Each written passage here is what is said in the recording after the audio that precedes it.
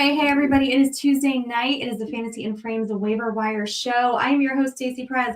Kevin Tompkins is here with me tonight. You get just the two of us.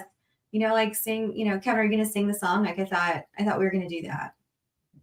Yeah, if you wanted somebody to sing on the show, you got the wrong person. But look, this is like the intimate club show. This isn't like the stadium tour with obviously no Rich, no Erica, no Keith. You get the intimate club show. You get the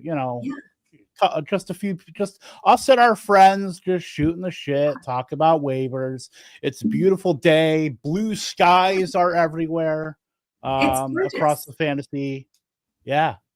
In the Clearbrough fam, right?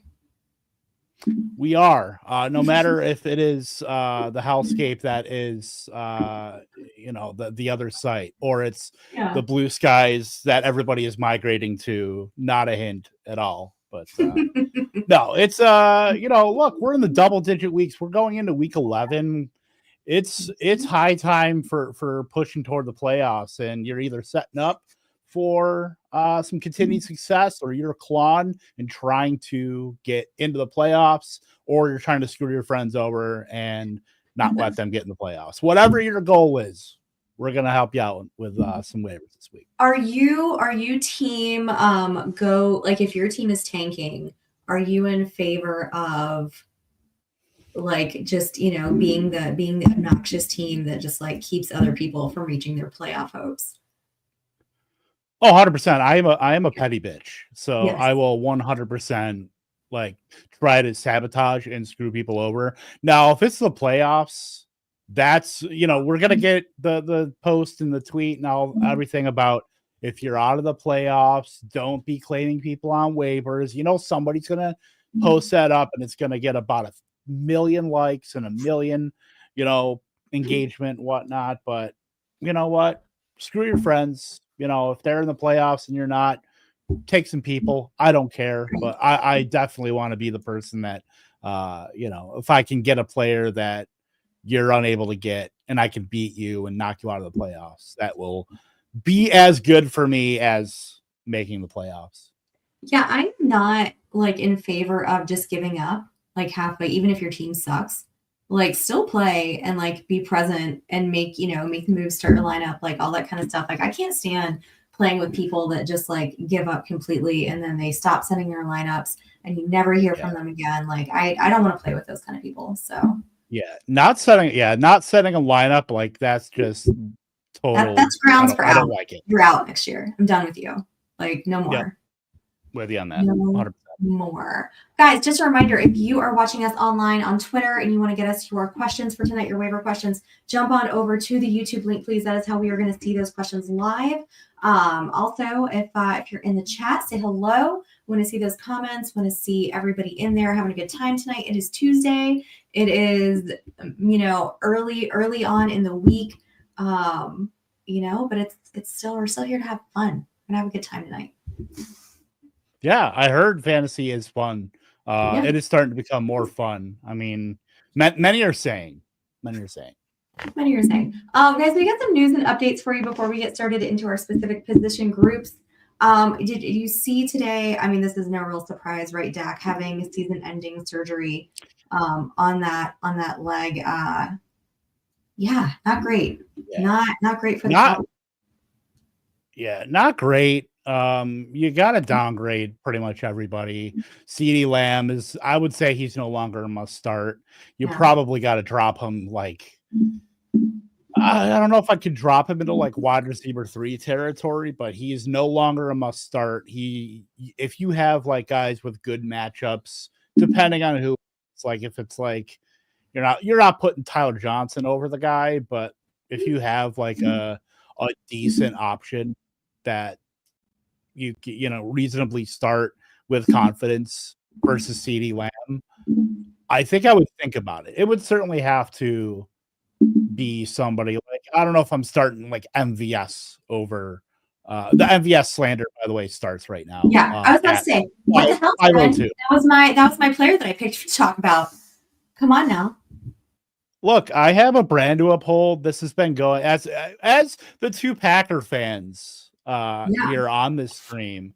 I as the running nihilist of the fantasy show, I do have to say, I will say it later. I'm not going to say, I don't want to bury the lead. I don't want to, just start before the horse right away. But yeah, like CeeDee Lamb is really tough right now. Obviously, Jalen Tolbert, you can't trust. Jake Ferguson, tight end.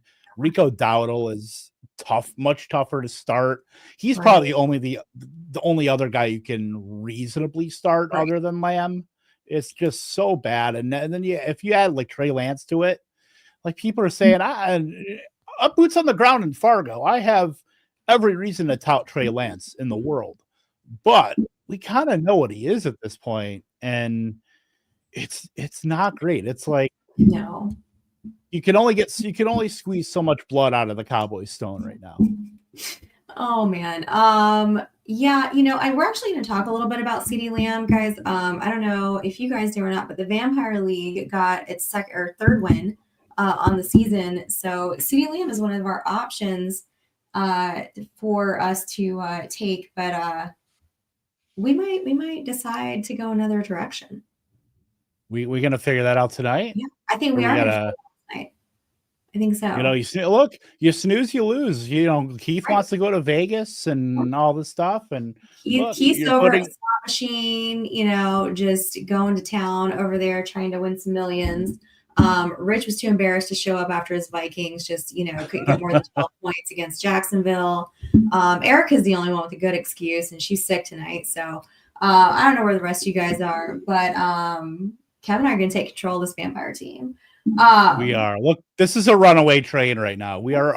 This is what we call a winning streak. 2 in a row, baby. Yeah, I mean, like Cooper Rush on Saturday, right? Like, I don't know who the idiot was on the show last week that said you could start him in a super flex format. Not me. Don't know who that is. I mean, jury's still out. Not familiar at all. He got -2 fantasy points. This week went 45 yards, 2 fumbles, 0 touchdowns. I think the fact that CeeDee Lamb and Rico walked away with 8 points each in fantasy is nothing short of a miracle. That was just, I don't even know how to describe what happened, because like Trey Lance came in, threw a pick, he's like back out, like, all right, let's just get in the cruise control lane and just set it to 40 and let's just get out of here. My gosh, that was miserable. Speaking of miserable, who is the miserable soul that left us hanging all week and all Sunday thinking that Nico Collins was actually going to play Sunday night? I want to talk to that person. I got some things to say to them because I got just absolutely boned big time on that. And there's a couple, some of the teams and stuff, Kev, that we play in, like you can't go make a move on the waiver wire that day. Right. You either get to do it Wednesday or you get to do it on Saturday. And if you don't make those moves then you are stuck. So if you don't have anybody to pivot to, you were just SOL. And that was me in a couple leagues on Sunday night when we got the notification that he was inactive. Yeah, that was me and Scott Fishbowl. I had to drop Dontavian Wicks. You know how much that hurt me? I had to drop him for the 3 points I got from Xavier Hutchinson because Robert Woods wasn't out there. I wasn't starting Dare Gumbawale. That pipe dream's dead. Sorry, Cade Stover, Cade Jover. I'm not playing him. I had to go pick up Robert Woods. Robert Woods was gone. Oh, no. Yeah.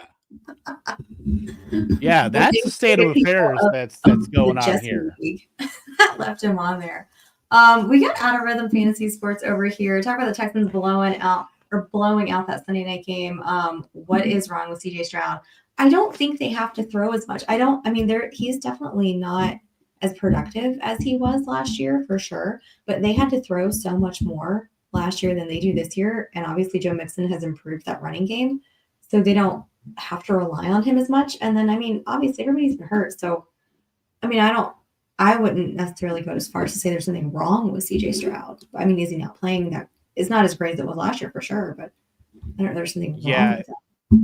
Yeah, I don't know if there's anything like wrong with him. Yeah. Like not having Diggs, not having Nico is going to hurt anybody no matter who it is. But Also, it's a different texture of the offense because now you have a running game with Joe Mixon, who has been, as much as a Joe Mixon hater I've been over the years, he's been really good for the Texans. So now it has to come out of the passing game. And so the passing game's not fruitful. Stroud isn't helping things either, like on his own. So it's like, I think I said it a couple weeks ago, like Stroud is doing his rookie season this year. And he did the second year last year. That's like, it's the weird order of things right now. But like Houston, as far as their EPA per play overall, they're 21st, and EPA per pass, they're 19th. Like they were I think they're top 6 or 7 in both of those marks last season. So clearly it's all about the run game there. Let's see. I'm just looking at the run game right now. Like even EPA per rush, Mixon's doing fine, but they have nothing else behind him, and they're actually 29th in EPA per rush attempt. So like it's just the offense, and PFF Bobby is not. I don't know what's going on. I don't think like some of the play calling.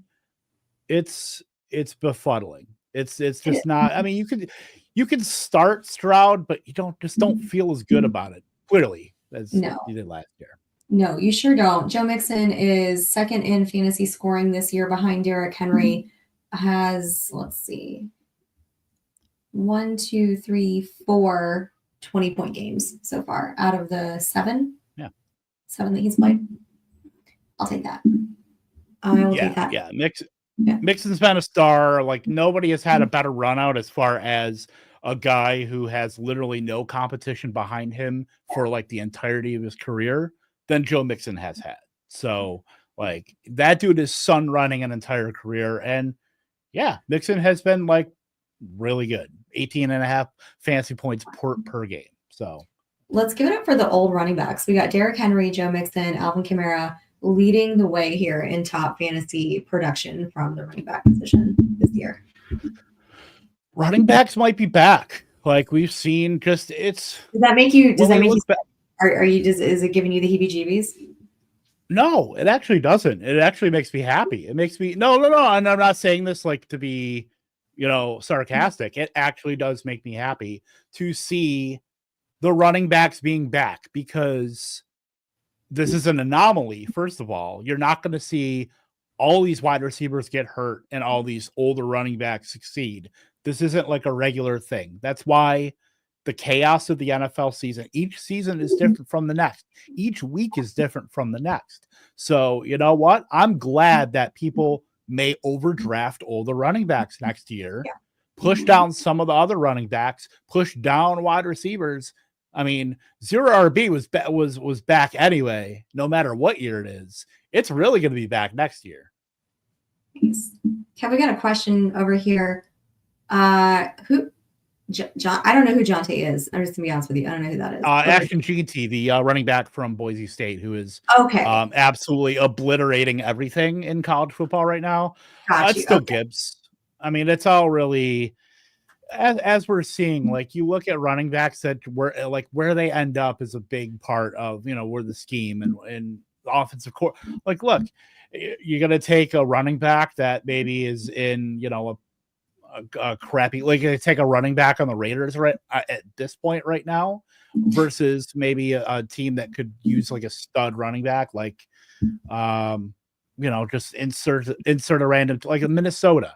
Like you put Ashton Jeanty on Minnesota right now, and Ashton Jeanty is a first round pick next year in fantasy, like pre-draft. So yeah, I would still take Gibbs, just the way they use both those running backs, but GT is going to be a fancy star. And depending on where he ends up, as we've seen with like guys like Leonard Fournette, Zeke Elliott, Saquon Barkley, who are all first round guys in fantasy because of where they landed and because of their draft capital. I don't think GT is going to get like top 10 overall draft capital, but he's going to probably be drafted in the first round. So he's probably going to be a top 24-ish pick next year. Well, apologies, Algorithm Sports. I don't watch college football until it gets to be that year. So give me till January, then I'll probably know who people are in college. Let me bookmark that one. I will get back to you in 1.5 months. Exactly. Write that down. I'll get back to you soon. Last but not least, on our news and updates, we got big changes coming in Chicago. Shane Waldron gets the axe today. I think Matty Recluse is just probably happy it's not him. What does this mean for the Bears and anybody who is? I wrote in my notes fantasy relevant on the Bears, but I feel like that's generous at this point. Look, I prayed for this and it happened. Look, I mean, we talk about Shane Waldron being a lot of the problem for the Bears with his play calling, with how he, works in players. Like we talked about Cole Kmet literally getting like 30% of the routes in week 1 and trotting out Gerald Everett, who Shane Waldron worked with in Seattle.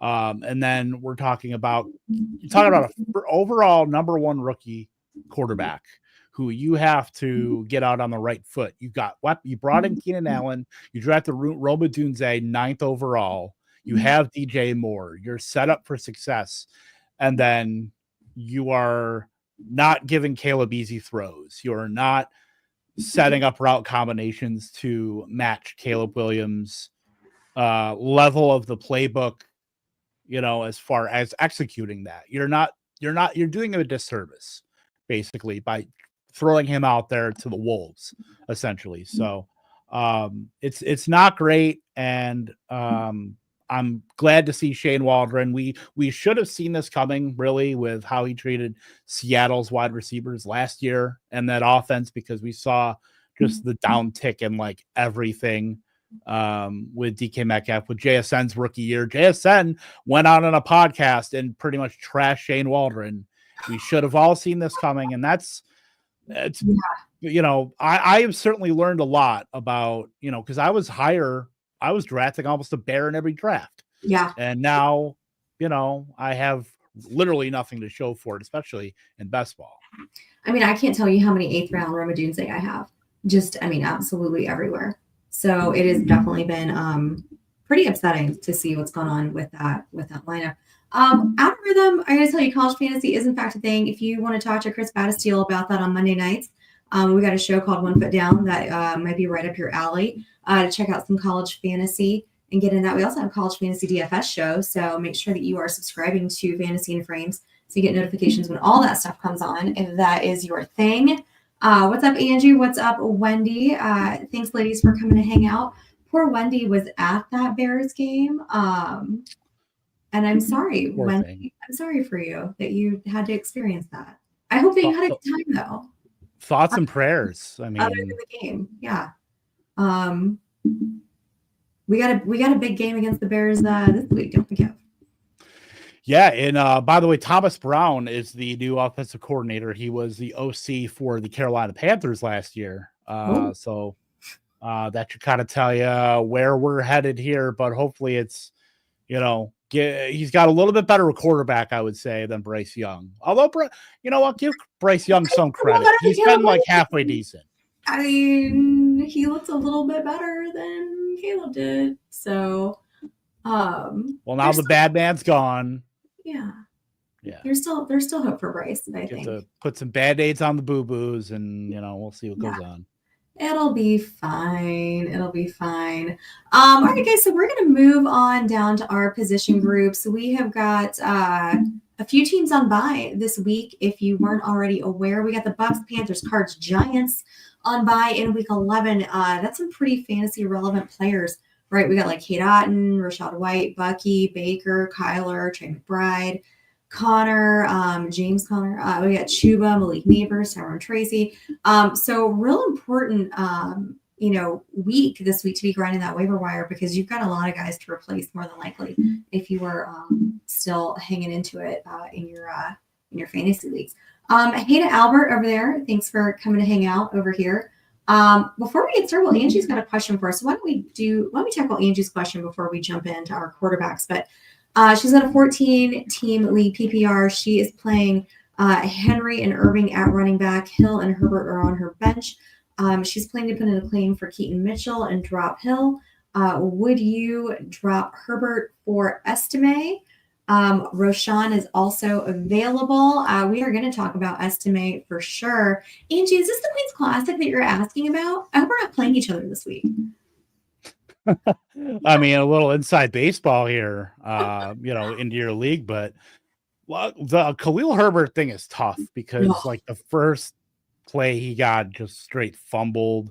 Yeah. Like, I don't want to say it's Jover, but I mean, Dylan Lobby did that, and that dude got banished to like the Shadow Realm right away. So, I mean, it's tough. I mean, I think we'll see him active, but I think we'll see like Travion Williams also active, or oh, good. Kendall Milton or anybody else. So, yeah. Yeah, I would drop out Herbert for Estimate. Yes. Yeah. Well, we're definitely going to talk about Estimate here in a little bit. Angie says no, this is a home league for her, not the good old QC. Guys, let's move it on to our quarterbacks here. Maybe if I can I don't know why I do this every week, Kevin. It's like this is my first time finding our overlays. Do we have them? I didn't see any in there. You know what? Here's what happened. I'll tell you what happened. I put in the overlays today, and I put them under Dynasty 365's little tab and not the Waiver show ad. So that's my fault. Learning on the fly here how to do production, guys. Nope. That looks weird. I don't like that. Kevin, I don't like that either.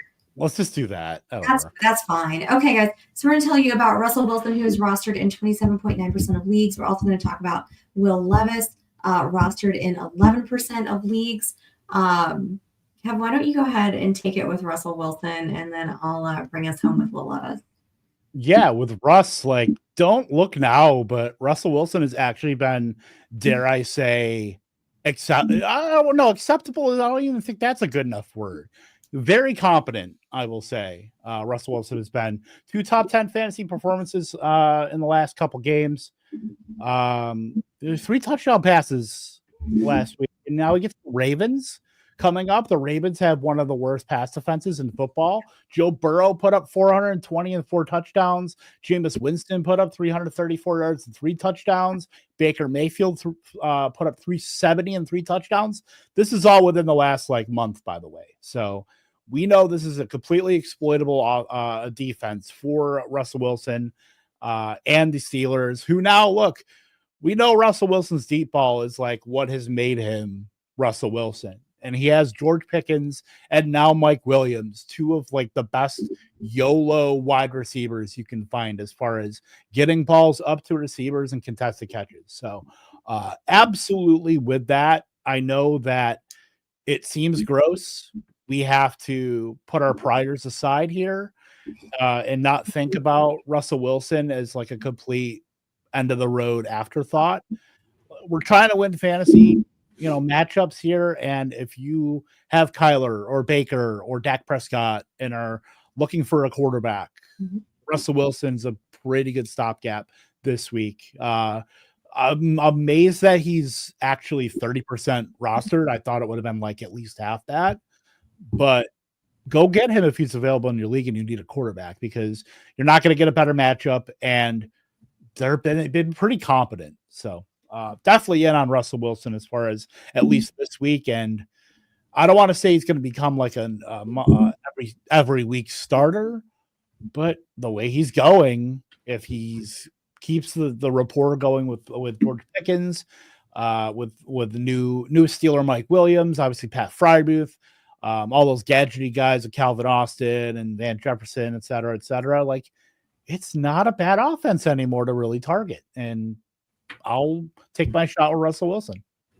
I'm right there with you. I mean, one nice thing too, when you mentioned about Pickens, right, is that Pickens is at 18 points per game since Russ took over. Yeah. I mean, that's a huge improvement than what he was doing with Justin Fields.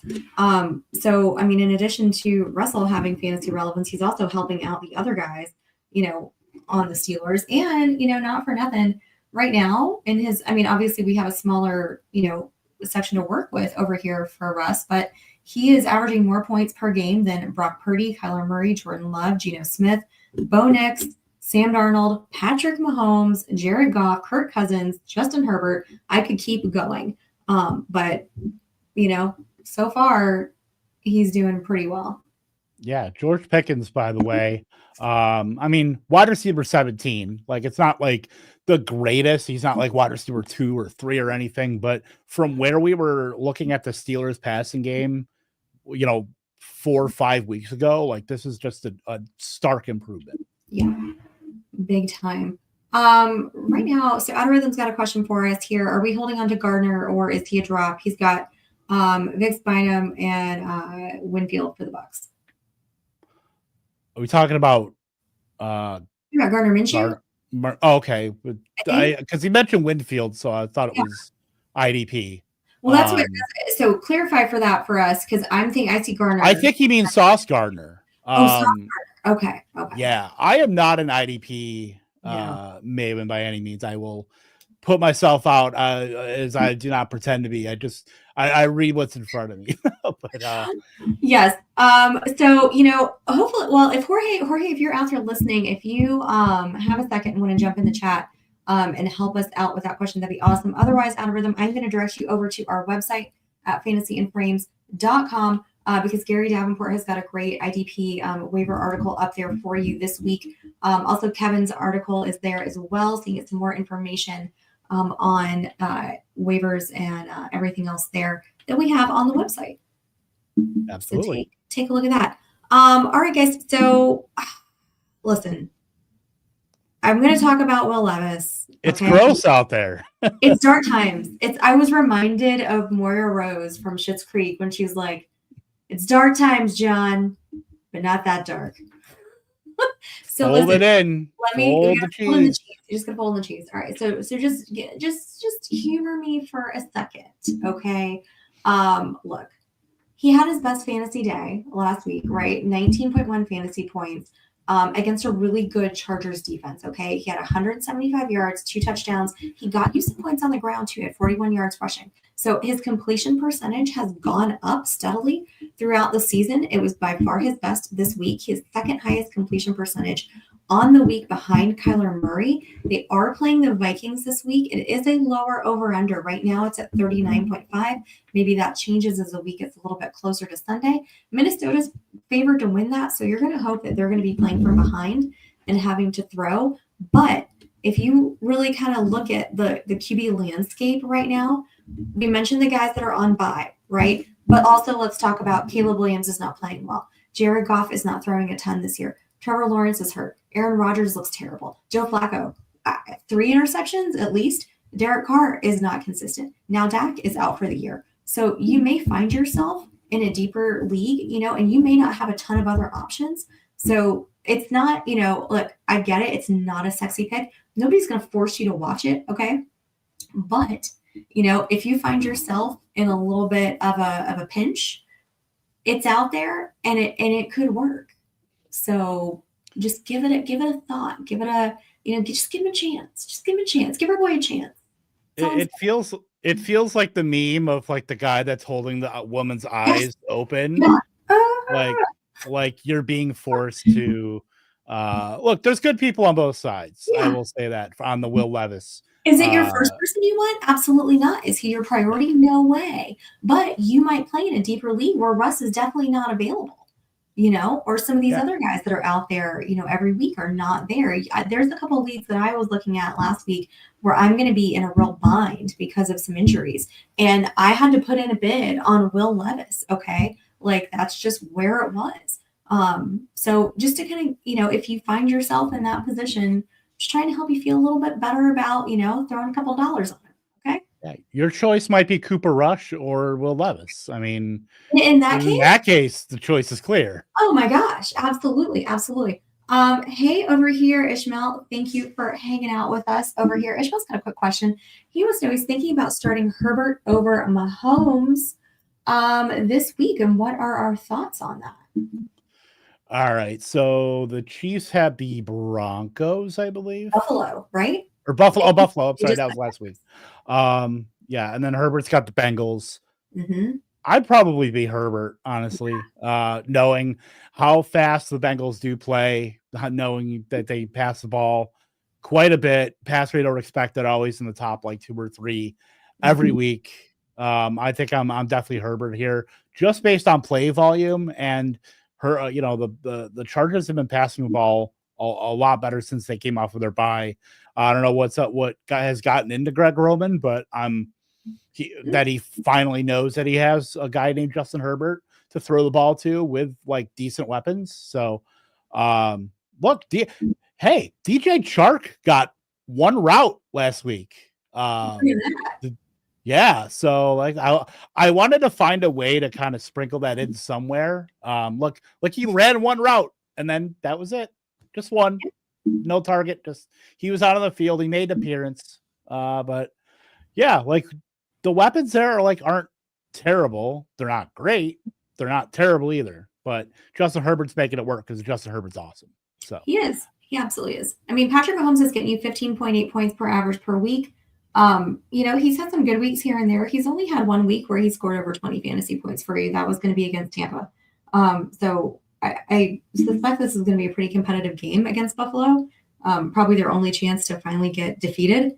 But I think I'm a Herbert person. And you said, exactly what you said, they're throwing more. They're throwing so much at a higher volume. Lately, they're throwing it's at 50.1% of the time now, which I don't think. And he got a rushing. Yeah, yes. He got a rushing touchdown. Exactly. And he only threw the ball 18 times. So I know that was last week.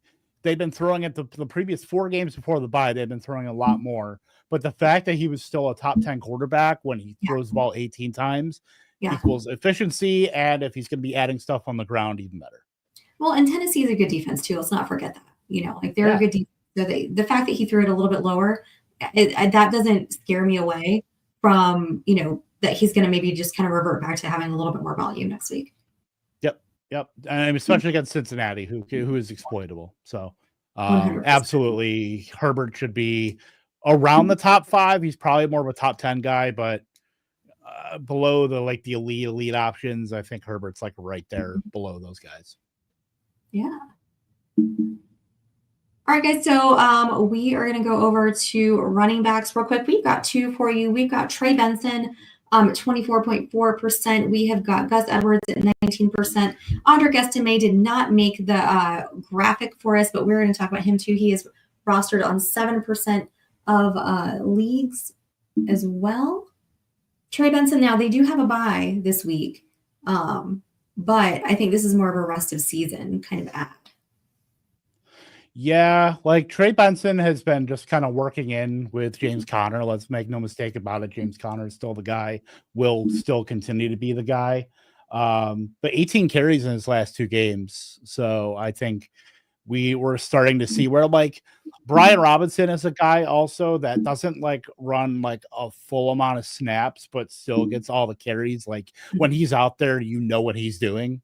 That's kind of what they're telegraphing it a little bit with Trey Benson, as far as if he's out there, we know more than often than not, he's running the ball. So that's not a bad thing. And he's working in the pass game as well. 3 targets for 43 yards the last 2 games as well. So he's gaining a little bit of foothold in the standalone role. If something happens to Connor, because we know James Conner is not exactly a bastion of health either. Benson's still, I think he's still one of the better contingency plays. We know the Cardinals offenses does run hot and cold, but when they're running hot, look, Kyler Murray was absolutely awesome last week. That's the best case scenario for Kyler Murray and what he can provide.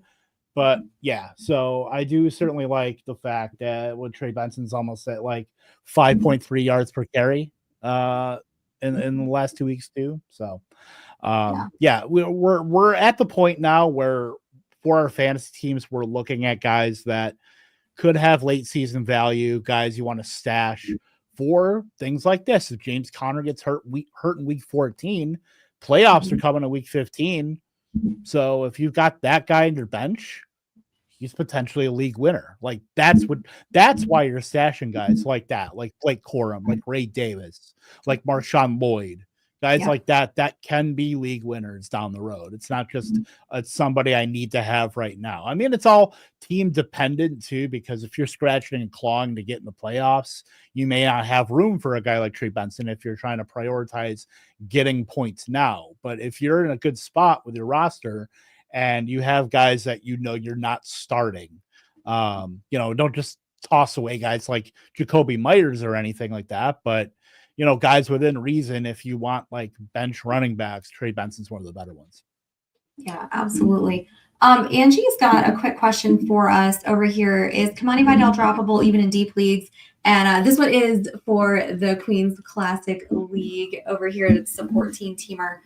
So we're talking about deep leagues. We're talking about anything that's over 12. It hurts me, but yeah, I think you got to cut bait. I think it was very tough to see Gus Edwards pretty much mixing with J.K. Dobbins right off rip when he came back from injury. And there's just not enough room for a guy like Vidal to have a weekly role. He is a contingent play as well, but it looks like if J.K. Dobbins goes down, I do think Vidal will have a role, but I don't think it'll be anything that we want, like as far as he will have the backfield to himself. I don't think that that's in the cards right now. Anything can change, but from what the information we have, I mean, we got a big kind of data point with that with week 10, where Gus Edwards comes off of injury, immediately pretty much splits with J.K. Dobbins. We're talking 10 carries, 55 yards, probably the best he's looked all season. So it's tough because I know how deep those leagues are, being in the Kings Classic. And you got to really scrape to find anybody that's even remotely usable. But if I have Kamani Vidal, I'm probably dropping him for somebody that can at least either help me or have more contingent value. Oh my gosh, exactly. And just also too, Kamani Vidal's snap percentage has kind of steadily decreased. Throughout the week. So starting in week 6, it was 24, 27, 17, 19. So not really, percentages that you're looking at making an impact on your fantasy team. Right and not now. One last week. No. And speaking, we'll just stay with the Chargers real quick. And then I'm going to get to Mr. Magic has a question up here about some running backs that I want to touch on before we move on. And I'll also shout out, what's up, Rach? What's up, Tootsie Pop and Andrea over here hanging out with us. Andrea says it's time to pick up Pacheco. Girl, if somebody was silly enough to drop him in your league, please go pick up Pacheco. Run to the podium. Put us on pause right now and go do it, okay? And then come on back and brag about how you got one over on everybody in your fantasy league. So Gus Edwards, he's at 19% rostered. So, look, there's a lot of fantasy relevant running backs that are going to be out this week. So I think he does warrant a look. He started off the season double-digit carries, got hurt, missed time. Then back on Sunday, he got closer to an even split with Dobbins, where he had 15 carries to Edwards' 10. It was a really weird game. Did you know that Jalen Reagor had 10 snaps at running back? Jalen Reagor had 10 snaps at running back. And then Hassan Haskins goes in and vultures that touchdown from us. So that's always nice to see as a fantasy. We can't have nice things. Nice things. This is why we can't have nice things. But Edwards was on the field, 25% of snaps, 10 carries, 55 yards. He only got you 5.5 fantasy points. I get it, not ideal. Okay, but don't forget that was a pretty tough Tennessee defense that they were playing against. Right now, the Chargers are rushing at 47% of the time. They do play Cincinnati week 11. They are giving up 20 points per game to opposing teams' running backs. Yeah, it's tough. I mean, Hassan Haskins, I mean, just to even hammer home the Vidal stuff even more, like Hassan Haskins was the third running back. Like Kamani Vidal right now, I think is a developmental guy where he's going to be a practice squad stash. Maybe he's something in like week 18 or something like that. Maybe once they start clearing some of those guys out, that he'll have more of a role. But yeah, as far as a standalone guy, not now. But yeah, Gus Edwards is looking like the contingent play. And the thing is, obviously we have the Trey Bensons we just talked about where the contingent value is through the roof. Same with a guy like Blake Corum. Gus Edwards certainly has that, but you're probably capped out at like a mid-range RB2 where the guy will get volume. He's a 0 in the passing game, though. He's not going to be getting you 4 or 5 targets. He might not even get you 1 target because prior to like this past season, he had like a total of like 20 something career targets. So, it's a very, very high floor, low upside play, but it's a guy that can get you touches if he's get back. Something happens to Dobbins. Yes. All right. So we got one more question real quick. Ranking 3 different running backs. We've got rest of season, PPR, Jonathan Taylor, K9 and Brees. Who's K9? Do I not Kenneth know Walker. that? Thank you. Okay. Oh, because he's number 9. Okay, I get it. Sorry, Mr. Magic. All right. So Jonathan Taylor, Kenneth Walker, Brees Hall. I mean, knowing they have Joe Flacco there, I'm probably more inclined to put. Actually, you know what? No, I'm going to put Kenneth Walker first. I do think that he's still got the upside there. Brees not far behind. I think they're both in a tier. Jonathan Taylor's in the next tier, but still at the top of it because he's not as involved in the passing game as Brees and Kenneth Walker are. But obviously still three great running backs. But I think I would put Walker at the top still just because Brees Hall doesn't have, or Brees Hall has Aaron Rodgers and then also has to compete for like targets with. I mean, they all have to compete target wise, but it just feels like Kenneth Walker has less to compete with, even though he's got like more options there, if that makes sense. But they've made it a point to consistently feature him a lot more than the Jets have done with Brees. Well, agreed. And also, too, you do have Zach Charbonnet there, but Charbonnet is really more effective when Kenneth Walker isn't there. That's when they're using him. It's not like they're using these two in a committee when Walker's healthy. Right. And then they want to trot out Braylon Allen, in the goal line, and like they give him like a series or like a half a series. They're not doing that with Charbonnet. Charbonnet is, if he's out there, more than likely it's either to spell Walker or it's like long down and distance or it's 2-minute drill stuff. Which 2-minute drill stuff, you still got Walker out there too because the target floor is just so high for him. So it really all comes down for me to the receiving game. That's when I'm trying to split hairs between Kenneth Walker and Brees Hall. And then, Taylor, just because he's not as involved in the passing game, I think you got to put him below the other two. Yeah, definitely agree. Thank you for your question, Mr. Magic. All right, guys. So Audric Estime is our last running back for Denver. He had 45% of the snap share. I think, was that right? Snap percentage? Yes, he did. He had 46% of 46% of the snap share. What happened if he had 14 carries, it's 70% of the running back carries in that game too. Jaleel McLaughlin stayed in his role, with being out there on some third down stuff, taking some between the 20 stuff. It's kind of like a space back. That's like always been his kind of role. But Audric Estime and Javonte kind of flipped as far as Javonte literally one carry. He was out there on some routes, but never really a factor. Like we saw the flippening between Audric Estime. For once, Sean Payton was not lying and actually was like a man of his word in giving Estime quite a bit of the market share for running back. So he's got quite a bit of upside. So I'm certainly willing to add him. I think he's probably the best add of the week as far as if you need running back production right now to go out and get Audric Estime. But the thing that worries me is like just Denver's offense in general. We know, obviously, I don't think Javonte is going to be going away, and Jaleel's not going away either. So you're still cutting a pie in 3 different slices, and then you got Bo Nix's rushing ability by himself. And then the offense is like super fruitful outside of Courtland Sutton. So that's where I have some issue with that as far as what can the touchdown equity for a guy like Audric Estime be? But I think just still as a starting running back in the NFL I think Denver's pretty plucky. I don't think they're like a really bad team. I don't think they're a good team either, but they're in like that murky kind of that middle ground where obviously you're going to have some great weeks. You're going to have some really bad weeks. I think Audric Estime is perfectly fine, like mid-range RB2. I feel probably better starting him as a flex, but if you have to start him as an RB2, it is what it is. Yeah.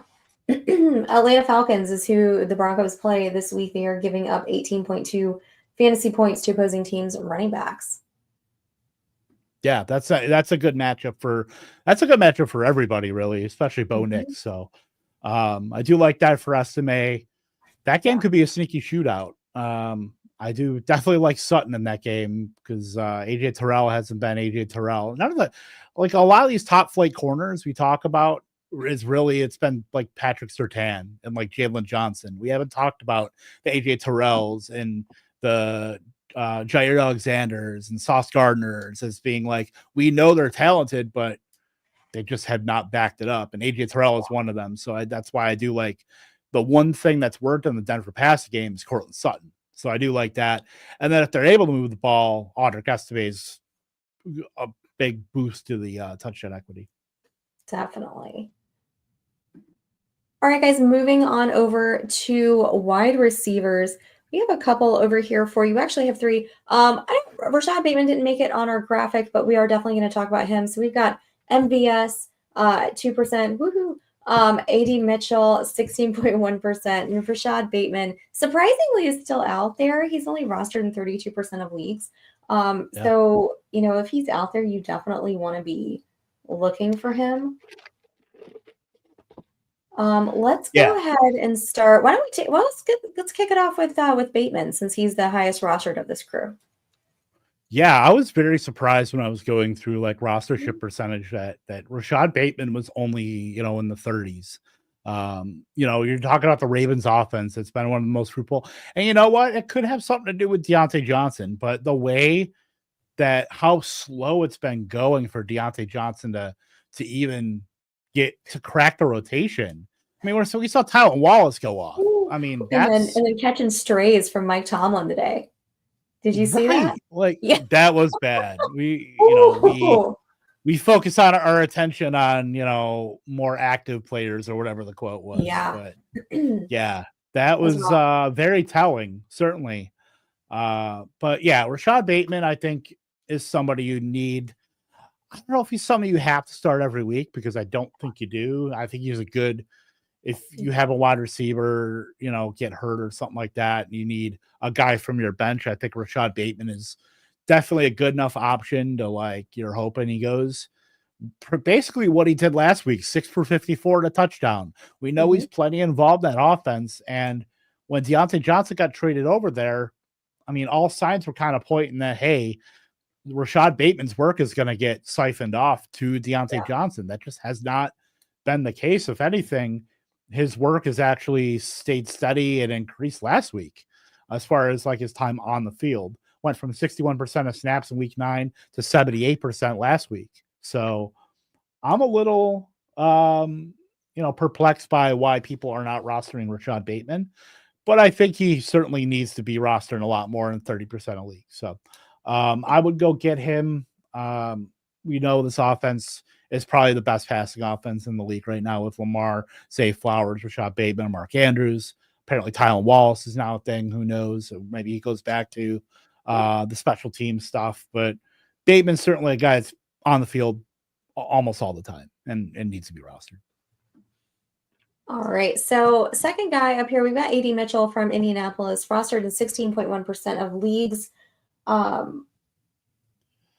do we feel about AD Mitchell? I mean, Joe Flacco looked pretty rough on Sunday. Do we think that's going to continue? Do we think AD Mitchell's got more of a role in this offense?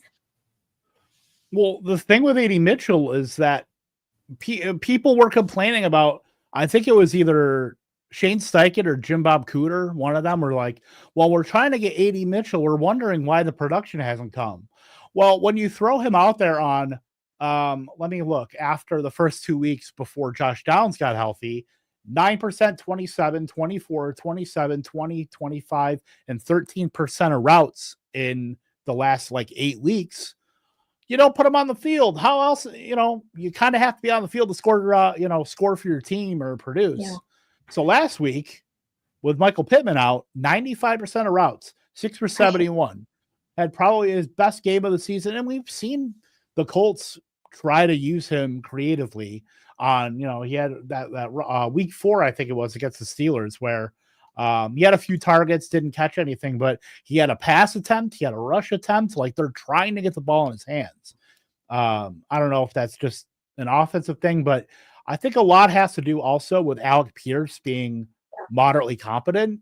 So the path for AD Mitchell to get on the field, where we thought Alec Pierce was just a stone zero, that kind of dried up a little bit. But with Michael Pittman, it's a back injury. Like, back injuries aren't like something, they're not like a finger injury where it's going to be something you can put a splint on and, be good. It's a back injury that he probably should have gone on IR 4 weeks ago when he was saying and was about to go on IR, but didn't. So now I could probably see Michael Pittman not playing. He might not play this week. He might not play like the next week. If Pittman's out, if it's just Downs, Pierce, and Mitchell's a good, like, sneaky flex play, because we know he's got pretty decent day 2 draft capital. Joe Flacco's going to have a bunch of pass attempts. As we saw with the 95% routes, he's going to be on the field. So I think you got to throw him out there. And then with Sauce Gardner, I mean, we just kind of slandered Sauce Gardner a little bit, but he has traveled into the slot. So if he goes with Josh Downs, that's going to open stuff up also for AD Mitchell and Alec Pierce. So I do like that this week as well. Yeah, I definitely like him more if Pittman is out. If Pittman's there, it's a little bit more difficult, route for him to get more production. But he won't even get on the if Pittman's there, he won't even get on the field. He won't get on the field, but I think you're right. I mean, you don't just bounce back from a back injury. That's a serious injury. So, all right, here it is.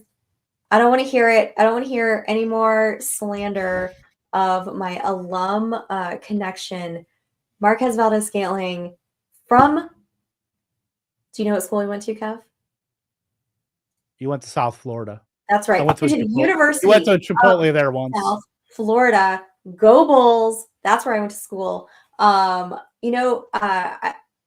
the only guys that make it to the NFL from USF, Kev, have 3 names.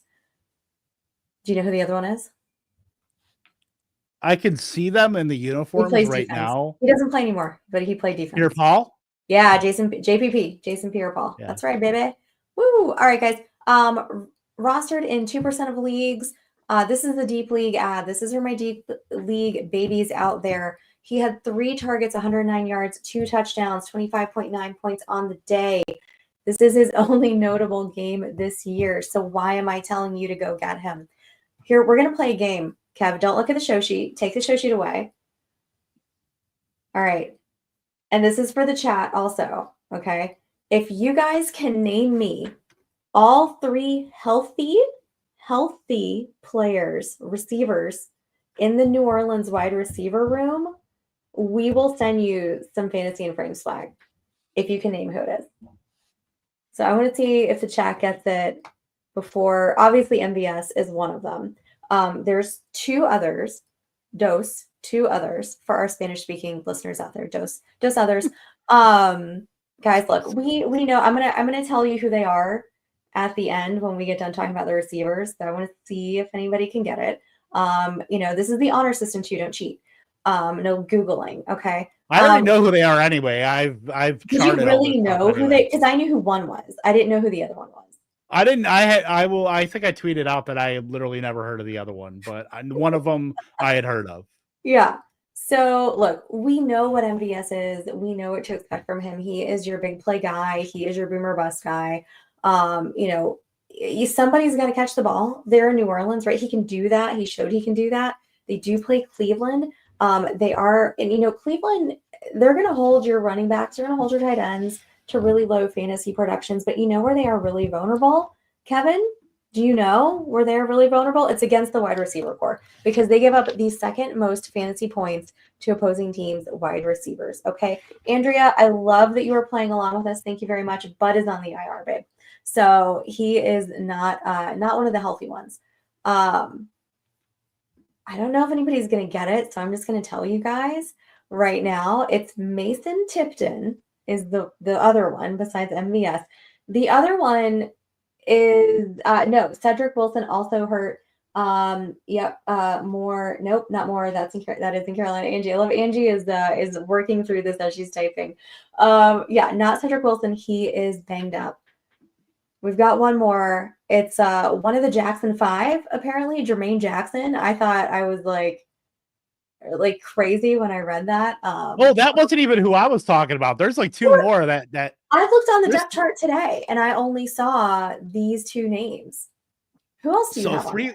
So 3 wide receivers earned targets. Remember Dante Pettis. Oh my God, he's still playing?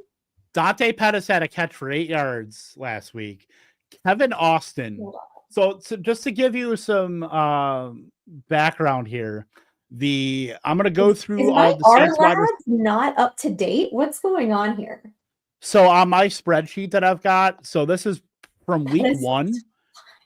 From week 1, the Saints are currently on their wide receiver 1, 2, 3, 4, 5, 6, 7. Their wide receiver 8, their wide receiver 10, and their wide receiver 11 on the season. So Olave, Shaheed. This is from week 1. Olave, Shaheed, A.T. Perry, Cedric Wilson, Bub Means, that's 5. Tipton, Equinemius St. Brown, MVS, Jermaine Jackson, Kevin Austin, Dante Pettis. They have used 11 wide receivers this year. And Mason Tipton did get routes. He didn't record a target or a catch. But so technically, wide receiver 7, 9. Jermaine, he only got a snap. I think he got a couple snaps. 1 snap. Jermaine Jackson played. Did you say Jordan Mims? Did you get Jordan Mims too? Yeah, he's the backup running back. But yeah, it is just so that's why MVS has been. MVS looks like Jamar Chase. With exactly. This. And that's my point. That's my point, people. Okay, is that you're dealing with all of these guys that have almost, are either older, have almost no experience, out there. Like, I get it. MVS is not an exciting ad. Okay, I get it. He's 30 years old. Okay, but you know what though? They literally have to throw it to somebody, and that is a weakness for Cleveland's defense. Okay, so if you don't think that Derek Carr is going to go out there and go after that, you're crazy. So I do think that there is some pathway for production for Scantling. Like I said, it's 2%. This is a deep league ad. This is for my 14-team people. Like, other places like that where there's nobody else viable out there. Is he a dart throw? Sure, 100%. We're going into week 11, guys. Okay, so that's what pretty much everybody is at this point. There are very few knowns in week 11, I think. Yeah, like just to kind of add on to MVS has never been a target earner at any of his stops, whether it's Green Bay, Kansas City, Buffalo, now New Orleans. He had a 30.7 yard ADOT. Like normally for a wide receiver, we're looking like if they're getting quite a few routes, you're looking at between like 10 and 13 yard ADOTs. Like it's like a normal range. Yeah. So, like even Deshaun Jackson in his heyday was like an 18, 19 yard ADOT. Yeah. This was literally on deep shots for MVS. Mm-hmm. So the fact that like what's that? That's what he's good at. Yeah, that's like he's he's a coin flip. Like normally we would see this as like the good side of variance, but because it's MVS and literally nobody else, I'm scared to see what he's going to go for on waivers tomorrow in the Kings Classic. Do you think he goes double digits? I think he might. He might. He definitely could. I mean, I wouldn't fault anybody for doing that just because, you're fighting for playoff spots. It is week 11. If you're in deeper leagues like the Kings Classic, 14 teamers, there's not going to be a lot out there that you can feel comfortable with. And I mean, I'm not saying that I feel super comfortable without a Scantling, but I feel more comfortable with him than some other players that I might be looking at out there. Like, how about an Xavier Hutchinson? Okay. A Parker Washington that we talked about a while ago, right? Yeah. I think I might feel a little bit more comfortable with an MVS, at least, Nick Westbrook-Akine. Sweet Lord. How have we not talked about Nick Westbrook-Akine on the show yet? How's that? Let's keep it that way though. I'm fine with keeping it that way. Finally, you find some common ground with the wide receivers with 3 names. Lord, every time I am looking at the red zone and it's a Tennessee game and there's Nick Westbrook-Akine. Scott had to go, Nick Westbrook-Akine. Oh my goodness, guys. All right, we are coming in. We're going to land this plane here pretty soon. We're going to talk about the tight ends for you here. We got a couple to talk about. Actually, we got 3 to talk about here. We've got Zach Ertz, Johnny Smith. We are going to sprinkle a little Davis Allen for you. Keep it fresh, right? Because we got some old guys up here with Zach Ertz and Johnny Smith. Zach Ertz coming in at 46, percent rostered, and Johnny Smith at 36. Davis Allen, if you couldn't guess, at 0% rostered in your league. So he is there. Oh, Kev, I switched I thought that I switched the banner. Did I not switch the banner? You did. It's up there. No, I have the wide receiver banner. I got to take that down. Well, I thought it was gonna be a ticker, but I guess not. But anyway. Guys, look at this, week 11. That works too. Learning production over here. Not doing it well. So I'll start with Zach Ertz, right? 40, like I said, 46% rostered. Does it count, Kevin, as a revenge game if it's 2 teams ago? Yeah, it does. They got Philly this week. I mean, Deontay Johnson was 2 teams ago. Yeah. I haven't heard anybody taking shots at Zach Ertz. So who knows if it's really a revenge game or not. Guys, he's on the field an average of 66% of the snaps. And that's all throughout the season, right? That's the average through the season. He's getting you 8.3 fantasy points per game. He's the second most in targets on this team. Where has Ben Sinnott been, right? Our off-season best ball, darling there that people were going after. He's only had 3 targets this season.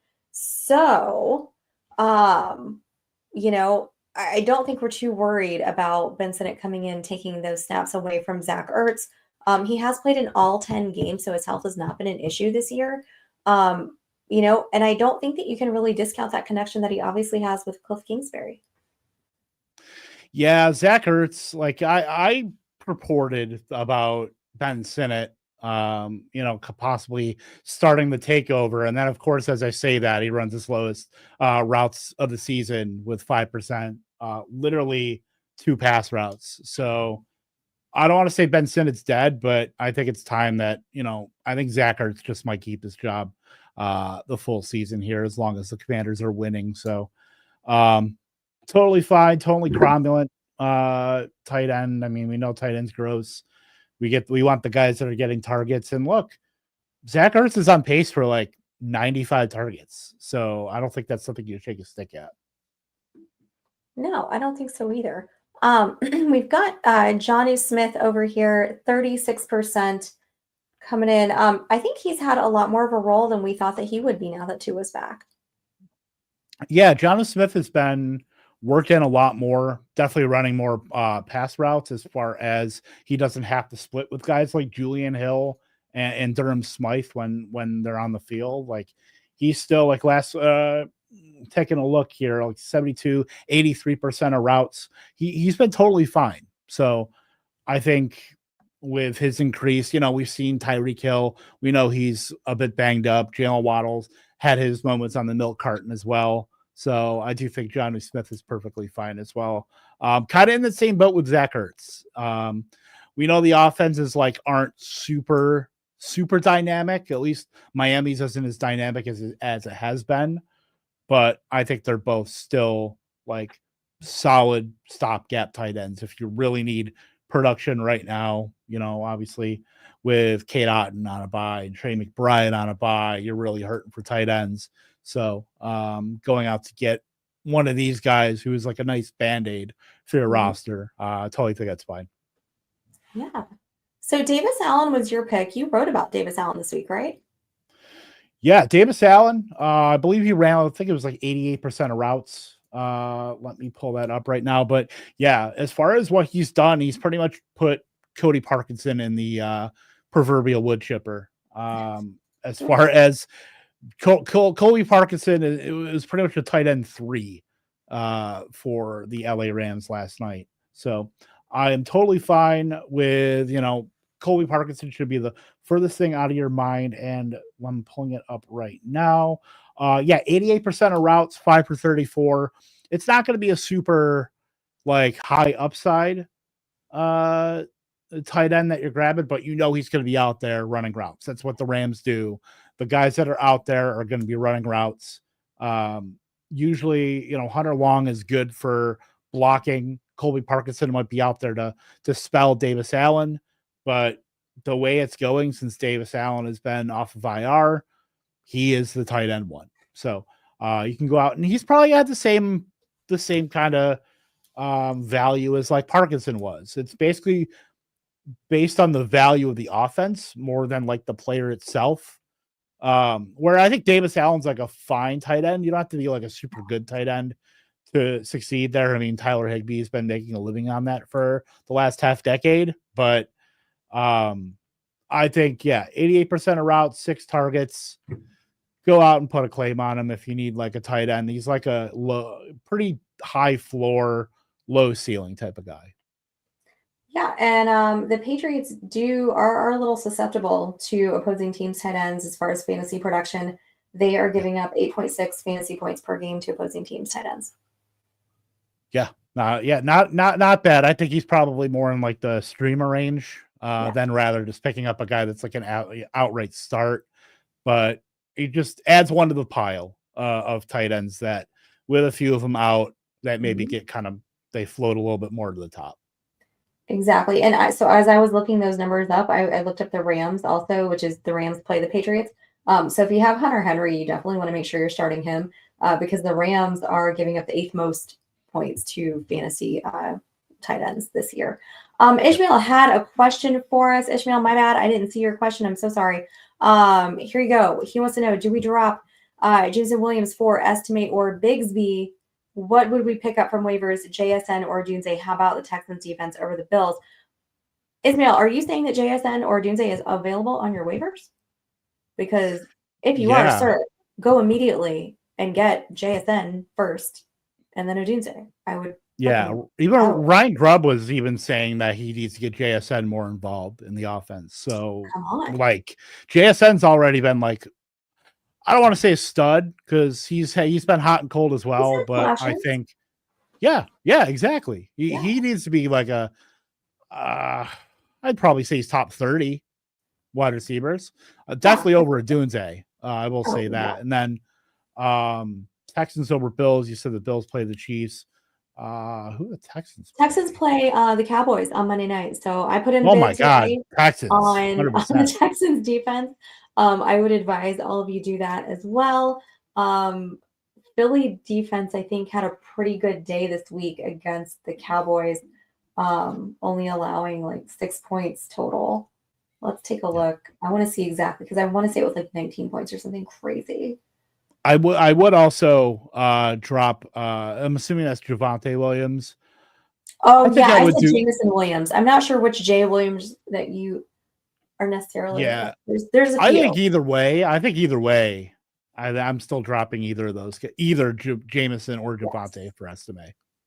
Yeah, the Phillies, the Eagles defense had 20 points against the Cowboys this week. I think they're kind of getting into the range where like you're going to start any defense that's facing Jacksonville. I feel like now you're going to start any defense that's facing the Cowboys too. Yeah, it's going to be great for Survivor too, because if you're in like a Survivor pool, you just now you got a new team that you play the opposing team against, which I'm going to be writing that article for Rotoballer tonight. So that'll be look, any team that plays the Panthers, any team that plays the Cowboys, easy game. Exactly. All right, guys, we're moving on to IDP. For all you IDP folks out there, we got a few options out here that you can take a look at for your team. Don't forget that Gary Davenport's article is up and available for you on fantasyandframes.com. Kevin, take it away. Yeah, we got a night. I get to pronounce Tui Pelotu. I believe I got that because I've heard somebody say that. I've said that. I've heard it on a telecast. So I think I've heard Mina Kimes say it. That's the only reason why I knew how to say it. The queen of ball knowers, Mina Kimes, by the way. Tui Pelotu of the Chargers with both Khalil Mack and Joey Bosa banged up. Tuipulotu saw a snap share of at least 75% in each of the last 2 weeks. During that time, the 22-year-old edge rusher has been on a tear, 11 total tackles, 4.5 sacks, and the third most fantasy points among defensive linemen. Moving on to Omar Spates for the LA Rams. Rookie was a favorite among IDP enthusiasts for his aggressive play style. In the preseason, he saw his heaviest snap count of the season in Monday's loss to the Dolphins, turning in a 74% snap share into a team-leading 8 total tackles and a tackle for loss. Taylor Rapp, former Ram, now Buffalo Bill. Rapp had his moments for fantasy managers as a member of the LA Rams. Now a full-time starter for the Bills, Rapp has amassed 17 total tackles and an interception over his last 2 games, and he'll likely be plenty busy in this week's massive AFC showdown with the Kansas City Chiefs. Also, thank you, Angie, for the pronunciation. Thumbs up ski. Yes. All right, guys. So last but not least, we are going to take a little victory lap because our Vampire League won again this week. Very exciting. Angie, I'm sorry that we beat you. Sorry, not sorry. I'm going to share my screen here so that you guys can see. I'm going to put Angie's team up here so we can talk about who we are looking at. Who are we looking at taking? So we've got Angie has. Not yet. We don't have them yet. Angie has CJ Stroud, DeAndre Swift, David Montgomery, Khalil Shakur, Malik Neighbors, Jalen Waddle, Dalton Kincaid, CeeDee Lamb, Justin Herbert. On her bench, she's got Travis Etienne, Tank Bigsby, Jaden Reed. That's tempting. Ricky Pearsall, Darius Slayton, Quentin Johnston, and my boy Sam Laporta, who got a touchdown finally on Sunday night. Then he got hurt. So that's great. All right, Kev, is there anybody in particular that stood out to you? Because at first you would think, well, we're obviously going to take CeeDee Lamb. I mean, come on, right? But I don't know that it's that plot easy. twist. Plot twist.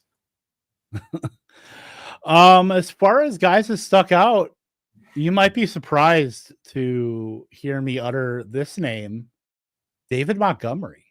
Ooh, David Montgomery. Now, let me kind of go back and show everybody. Can we go back to our roster and look at yes. what we got cooking here? Exactly. So let me blow this up a little bit here.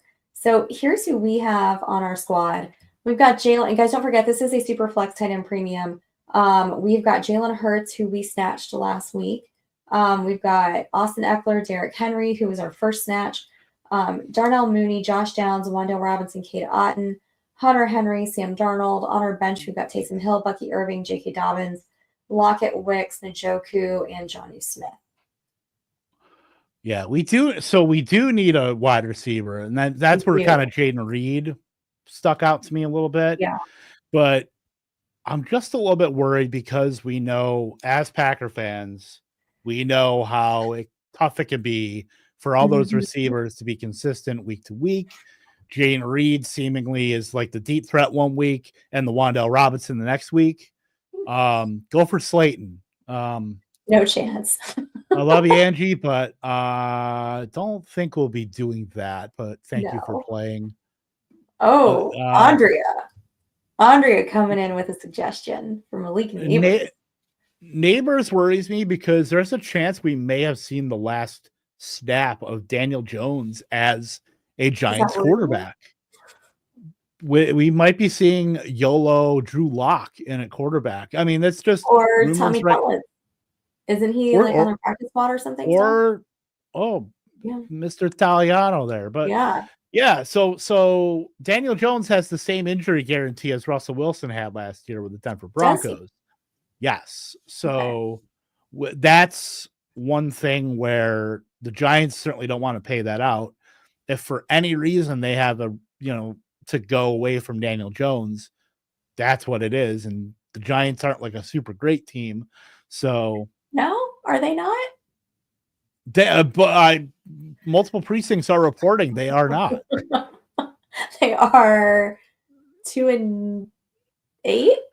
News outlets are projecting that Malik Neighbors might get the ball from Drew Lock. So that's where I have some pause with Malik Neighbors, but I think if we're looking for some consistency, that's where I throw David Montgomery in. I like him. I like him just a little bit, even though it's not like a positional need. I think it's a good, nice balance of points versus the opportunity. You could set that Detroit Lions run game like a watch. That's like sunrise, sunset. Yeah. Detroit's going to run the ball and be productive. Well, I love their run game with Gibbs and Montgomery there. I was kind of leaning towards Neighbors, but I think you're right. I think there is a lot of concern there with Danny Dimes and whether or not he's going to be playing.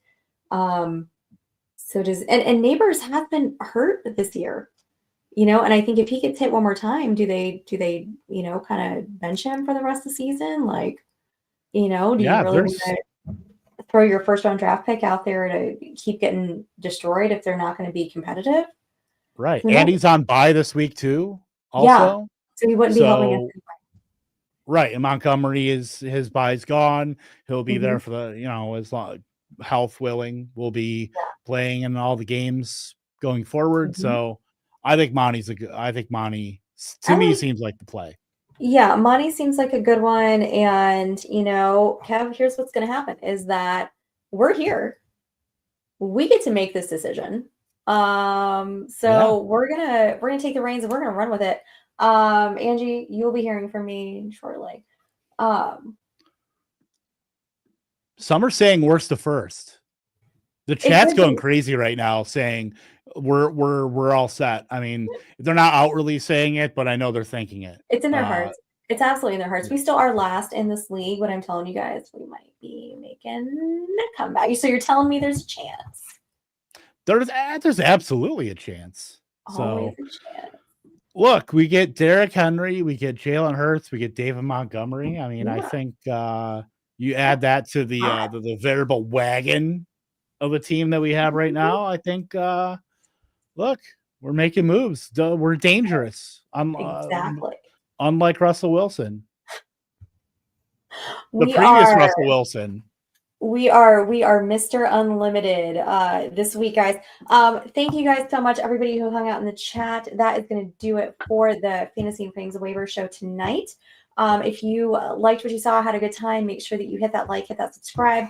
You can find all of us online on social media. You can find Kev at K Tompkins II on the Twitter. If you're on Bluesky, you can go over. You can find him there. He has got his handle over here. It is the same as the Twitter one. So KTompkinsII.BSKY.social. I am at Stacy_Perez83 on the Twitter machine. One of these days I will become like the cool kids and get myself a Bluesky. Until then, though, guys, we are going to be out of here and we are going to see you next week. See you later.